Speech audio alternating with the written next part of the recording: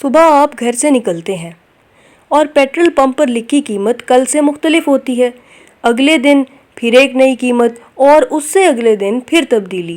سوال یہ ہے، کیا پاکستان میں پیٹرول کی قیمت روز بدلے گی؟ اور اگر ہاں تو اس کا فائدہ کس کو ہوگا، عام عوام کو یا آئل کمپنیز کو؟ آج ڈان کے ایڈیٹوریل ڈیلی فیول پرائسنگ میں اسی اہم پالیسی چینج پر بات کی گئی ہے۔ سب سے پہلے سمجھتے ہیں فیول پرائسنگ سسٹم کیا ہوتا ہے۔ فیول پرائسنگ سسٹم وہ میکانزم ہے جس کے ذریعے گورنمنٹ یا ریگولیٹر پیٹرول اور ڈیزل کی ریٹیل پرائسز طے کرتا ہے۔ پاکستان میں کئی سالوں تک عام طور پر پیٹرول کی قیمت 15 دن کے بعد ریوائز ہوتی تھی، یعنی انٹرنیشنل آئل پرائسز اگر روز بھی بدل رہی ہوں تو کنزیومر کو اس کا اثر فوراً محسوس نہیں ہوتا تھا، لیکن اب ایک نیا ماڈل ڈسکس ہو رہا ہے، ڈیلی فیول پرائسنگ، یعنی انٹرنیشنل مارکیٹ کے مطابق پرائسز کو زیادہ فریکوینٹلی ایڈجسٹ کیا جائے۔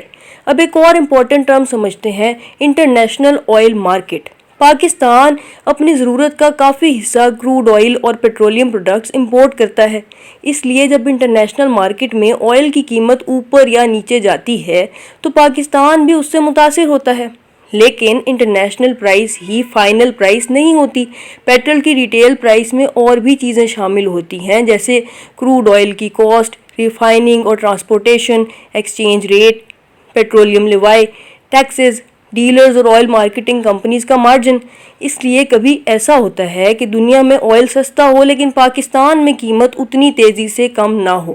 اب سوال یہ ہے، روز روز پرائس بدلنے کی ضرورت کیوں محسوس کی جا رہی ہے، اور اس سے عام کنزیومر کا فائدہ ہوگا یا انسرٹینٹی اور بڑھے گی؟ اب تک ہم نے سمجھا فیول پرائسنگ سسٹم کیا ہوتا ہے اور ڈیلی فیول پرائسنگ کا بیسک کانسیپٹ کیا ہے، لیکن اب سب سے امپورٹنٹ سوال، کیا روزانہ پیٹرول کی قیمت بدلنا واقعی بہتر آئیڈیا ہے؟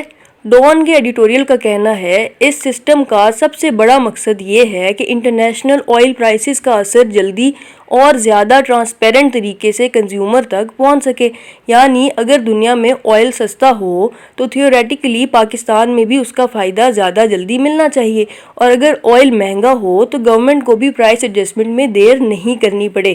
ٹرانسپیرنسی کیا ہوتی ہے؟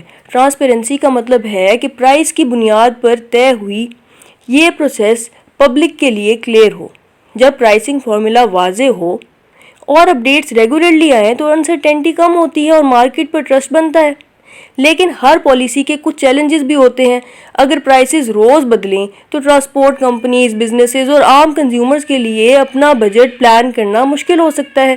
سوچئے، اگر ہر دن فیول کی قیمت بدلے گی تو ٹرانسپورٹ کاسٹ بھی بدل سکتی ہے، اور اس کا اثر سبزی، دودھ، آن لائن ڈیلیوریز اور دوسری روزمرہ کی چیزوں کی قیمتوں پر بھی آ سکتا ہے۔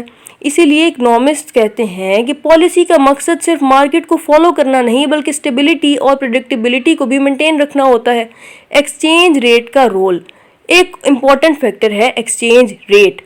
پاکستان آئل امپورٹس ڈالر میں خریدتا ہے، اس لیے اگر انٹرنیشنل آئل پرائس سیم رہے لیکن پاکستانی روپی ڈالر کے مقابلے میں کمزور ہو جائے تو امپورٹڈ آئل پھر بھی مہنگا پڑ سکتا ہے۔